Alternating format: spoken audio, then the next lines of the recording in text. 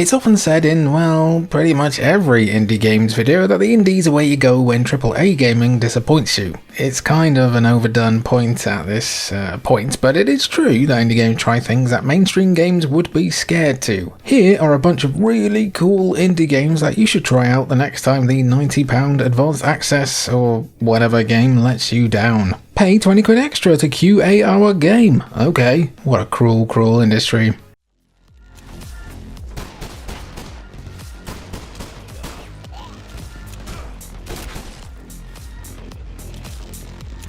Cruel lets you loose in a weird hotel that makes Premier Inn look like the Hilton. You discover a body in an elevator, pick up a gun, and plunge into 10 procedurally shifting levels featuring plenty of kicking and shooting. It's like Hotline Miami with a concussion and also little pig dudes. Combat is fast and very challenging. Run, shoot, dodge, survive, all while a spreading fire lights up your backside. Cans, as in fizzy pop cans, act as currency and health, and the pace barely lets up. It chucks you in at the deep end and hopes you don't drown. Well, not drown I guess. Burn to death or get shot by a pig with an Uzi? If you're in for something mean and eccentric in the indie shooter space, Cruel delivers 10 hours of FPS fun. It's not super high budget, but if you like indie devs working on weird stuff and askew atmospheres, this one hits. Just maybe don't expect warm and fuzzy, even from the dog.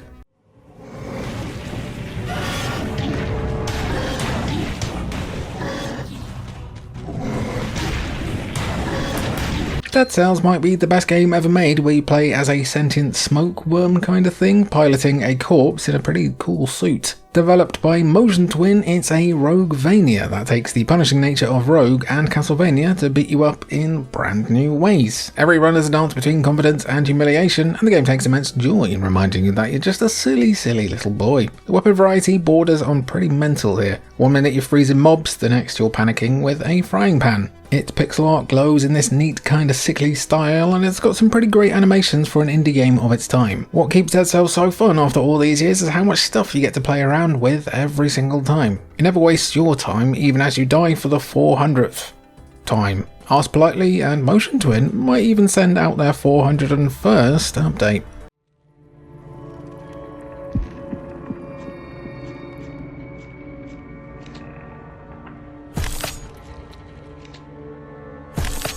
Deck of Haunts reimagines deck building through a spooky ooky lens. You see, you play the house. You build rooms, lure intruders, spook them silly, then siphon their essence to grow stronger. It's an isometric deck builder where your cards play scares, hazards and tricks while you expand a rambling mansion. The feel lands close to something like Dungeon Keeper meets Deception, and both of those are bangers. You plan the layout, bait the greedy and the curious, then spring the nastiness in turn-based phases. Progress unlocks new starters and synergy, including a trap-focused deck that leans into ambushes and misdirection. It's roguelike enough to push you into fresh builds while still letting you tinker with rune combos that fall victims exactly where you want them. I don't think it's going to be for everyone, but it is a neat spin on the genre. If you enjoy being the villain engineer who's herding meat into machinery, this has the right tools to haunt your free time.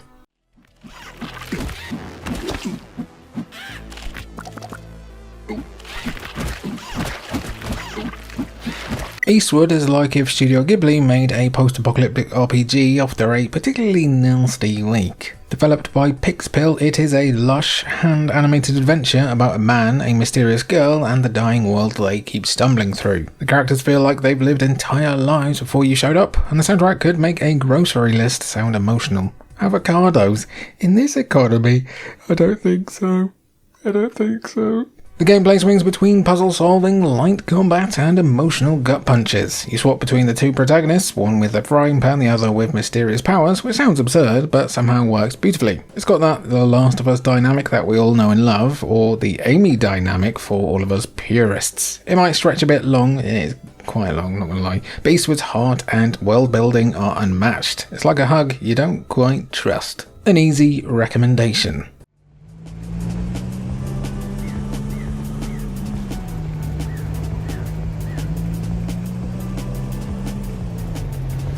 Easy Delivery Co. takes the grind of courier work and turns it into something really quite brilliant, and also you don't have to wee in plastic bowls. What a bonus. You're a tiny cat delivery driver hurtling through a crumbling town where nobody seems to actually live. Every parcel has somewhere to be, but the routes are a mess of architectural crimes. It is a simple setup like a puzzle game with a little truck. There's an odd rhythm to it though. You pick up, you crash, you lose half of your delivery, recover, repeat. As you buy more upgrades and explore more, the deliveries get stranger, the city and its people more surreal, and somewhere along the line you start caring about these absurd errands. If you loved Death Stranding and Paperboy, Easy Delivery Co. is the kind of indie oddity that immediately makes you sit up and take notice, even if you're just a little cat guy who everyone thinks is a different little cat guy. What's going on there?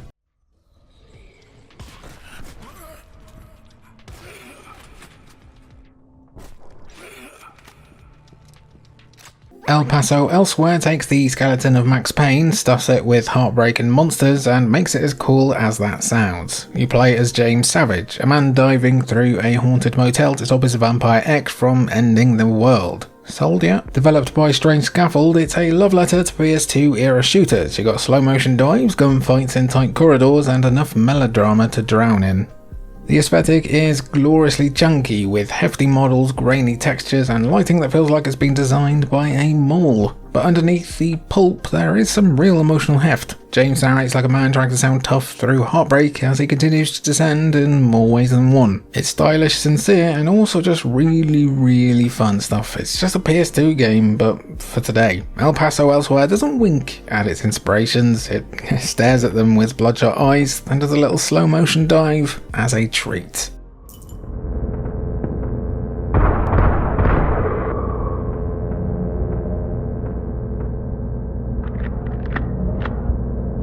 Empty Shell drops you onto a derelict military facility and tells you pretty much nothing except that you must kill. It's a top-down survival horror shooter set in a world of flickering lights, half-finished experiments, and something absolutely horrific running at you. It's usually a hand or a leg person. Every run begins with a new volunteer because of course the government would rather throw bodies at a problem than solve it any other way. The pixel art is gritty like an evil Vib ribbon, and it may not be for everyone's eyes. It's a bit of a acquired taste. The lighting system makes every corridor feel like it's going to be your last, and the gunplay hits that sweet spot between smooth and clumsy when you get desperate. Enemies move like they're made of bad memories, and ammo always runs out 2 rooms too soon. There's real tension in its simplicity as you scroll around corridors and flinch at every sound. Empty Shell doesn't bother with lore dumps as such or cinematic intros. It just drops you in, locks the door, and lets you sweat your way towards understanding maybe a little bit more than you did last time. Super cheap as well, and it's got a sequel coming too.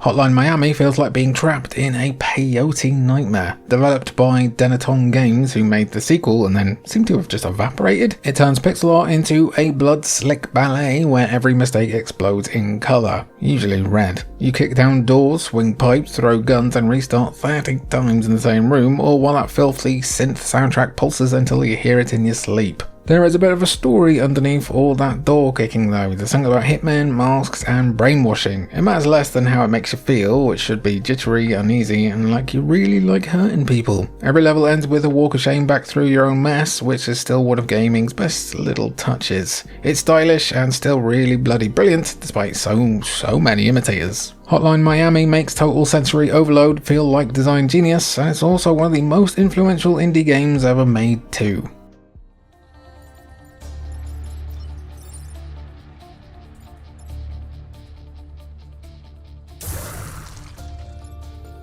Into the Breach takes turn-based tactics and compresses it into turn-based terror, and a healthy dose of guilt. Made by Subset Games, it's about commanding mechs against massive insect monsters on tight 8x8 battlefields. You do basically see every attack before it happens, which sounds easy until you realise it just gives you extra time to hate yourself for not preventing it. One wrong move and an entire city block is rubble. The visuals are clean and deliberate, with a colour palette you really don't see that often. You can see one screenshot of Into the Breach and be like, yep, that's Into the Breach. Each turn is less about power and more about control. Shoving an enemy into water, blocking a spawn hole, sacrificing a mech to keep civilians alive. There's never enough time, space, or luck to fix everything, and that's what makes it so bloody brilliant. Into the Breach is strategy boiled down to a series of mini anxiety attacks, simple to play and endlessly replayable because your ego refuses to stop trying.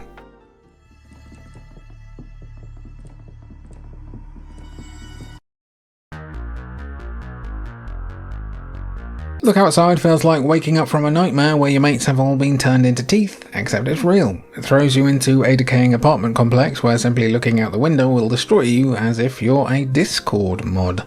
Anyone who dares to glimpse the outside world mutates into something grotesque, like a Discord mod. Leaving the survivors to turn inward, literally and psychologically. You play as Sam, scraping by on rationed food, scavenged parts, and the uneasy company of neighbours who might not stay sane for long. Developed in a crazy short amount of time, Look Outside blends survival horror and management sim in a way that's both fascinating and miserable. Every decision chips away at your stability. You can keep on top of hygiene to keep your mental health in check, craft weapons or recruit other residents, but every new face adds another potential disaster. Look Outside takes your typical horror and RPG formulas and builds something that you simply have to see for yourself, especially because it was made by like one guy.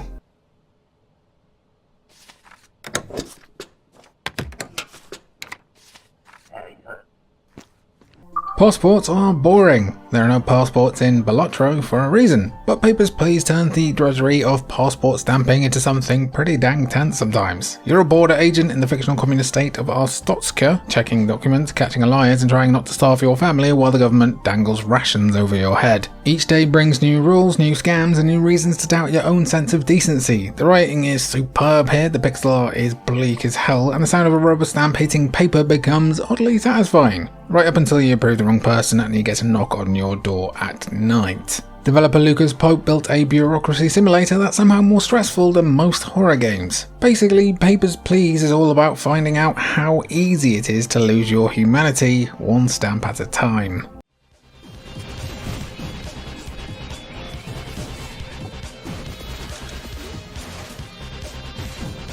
Pizza Tower is a loud, sweaty sugar rush of a platformer that makes Wario Land 4 look like a ham sandwich. You play as Peppino Spaghetti, a panicked, overweight chef whose anxiety could probably power several hundred Tumblr blogs. He'll be sprinting, body slamming, and screaming his way through a labyrinth of pizza-themed madness, and you'll be cackling the whole time. Developed by Tour de Pizza, it's all about momentum, and the game never stops reminding you that you're probably doing it wrong but should just keep going anyway. The art style is pure 90s cartoon silliness laced with a little bit of LSD, but like a healthy amount. Jittery animation, distorted faces, and a soundtrack that sounds like a pizza party in hell. It is a sensory overload and you just gotta kinda strap in. You're rewarded for speed, improvisation, and sheer audacity here. Pizza Tower doesn't want you to be careful, it wants you to become Forrest Gump basically all the time, except without the unrequited love.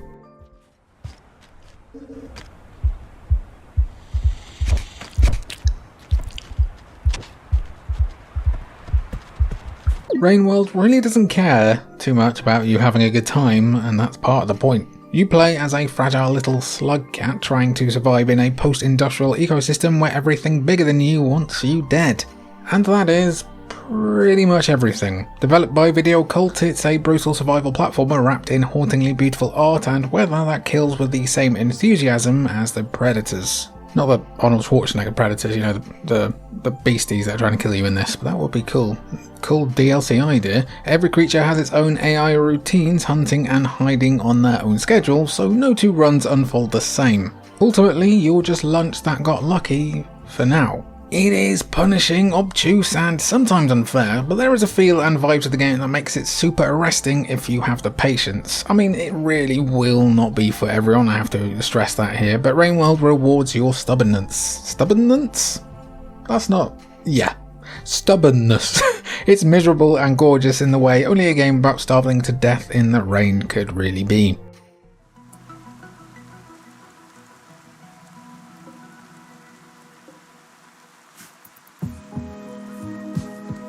Rimworld is a colony sim about watching everything you build catch fire, sometimes literally, sometimes emotionally. You start with a few crash-landed survivors and a dream of civilization, then slowly realise that dream involves endless micromanagement, social drama, and the occasional psychic cat attack. Developed by Ludion Studios, it's The Sims if The Sims also included the Plague. Let's try not to give EA any DLC ideas actually. Every colonist is a walking disaster waiting to happen. They fall in love, insult each other, get addicted to drugs, and accidentally burn down the kitchen because their mood dropped 2 points. They're like my parents. The emergent storytelling is where the game shines. Beneath the basic visuals, you create a rolling tragedy that happens to involve farming. There's a reason why people get so utterly obsessed with this game. See, you're not really managing people as such, you're just delaying the moment when everything inevitably collapses and you have to resort to eating space pirates. Beautiful stuff.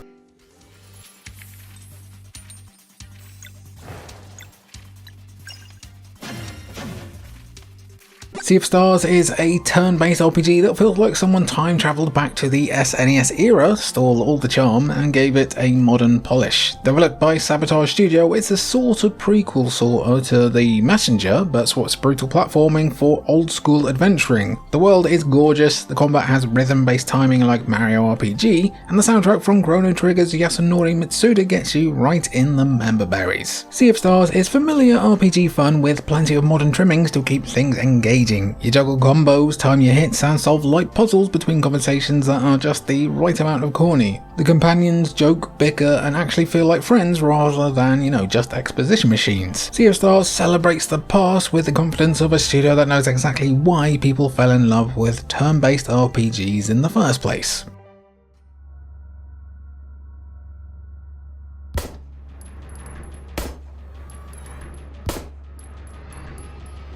God, check out those polygons. Signalis knows its audience, but it's also great for modern horror fans too. Developed by Rose Engine, it follows Elster, a synthetic woman searching for her lost partner across a collapsing facility full of corpses and echoes.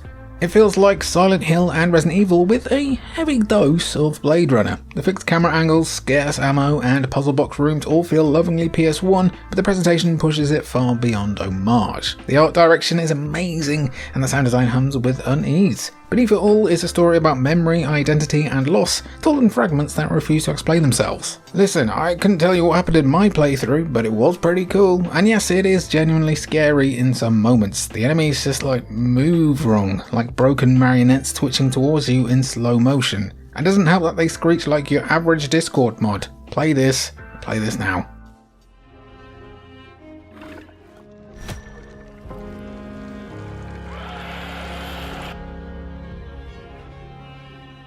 This one is a stop-motion dark fantasy made from real clay, which already gives it more of a kind of Aardman gone wrong energy than most horror games, or most games ever really. You're the burnt one, wandering a forested night with a nervous little lantern buddy called Potboy. You hide, distract, and outsmart things with too many teeth while trying not to snuff your only light source. It's from Moonhood, while published by Fast Travel Games, and it works in flat screen or VR if you fancy being stared at up close. Keep Potboy glowing, keep moving, and don't get eaten. Levels play like Fables gone a bit awry, stitched together with handmade sets that look brilliant even when they're all wet and horrible. You're sneaking, lowering, and legging it, with small puzzles and moments to catch your breath before the mayhem descends again. It's moody, yet weirdly cozy-ish for a game about things that want to devour your light. If you like claymation with teeth, this is a very easy recommendation.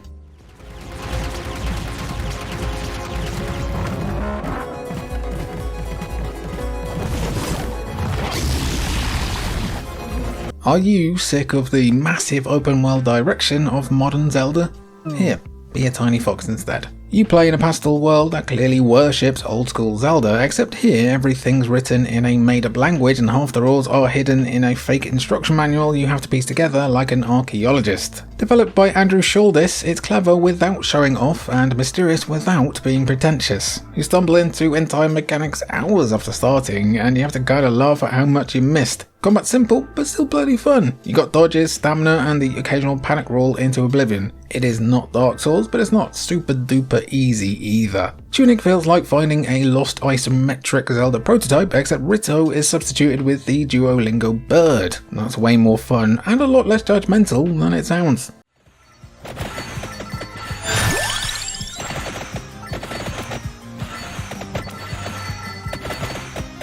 Vampire Survivors looks like something you'd find on a random Flash site in 2006, yet it is one of the most dangerously addictive games ever made. You move with one stick, the attacks fire automatically, and within minutes the screen's buried under enemies, gold, and biblical amounts of particle effects. Developed by Poncle, it's proof that raw feedback and clever design can outshine a $1 billion budget. You start kind of pathetically and unstoppable, and then do it all over again because your brain's now hardwired to chase another upgrade. Ooh, try the bloke with the whip, he's pretty cool. The soundtrack slaps, the chaos builds beautifully, and the sheer number of hidden characters and evolutions gives it ridiculous replay value. It's a dopamine factory disguised as an iPhone 4 game, and it knows exactly what it's doing. You'll tell yourself just one more run, then realise you're actually running away from your life in order to play this more. Worth it.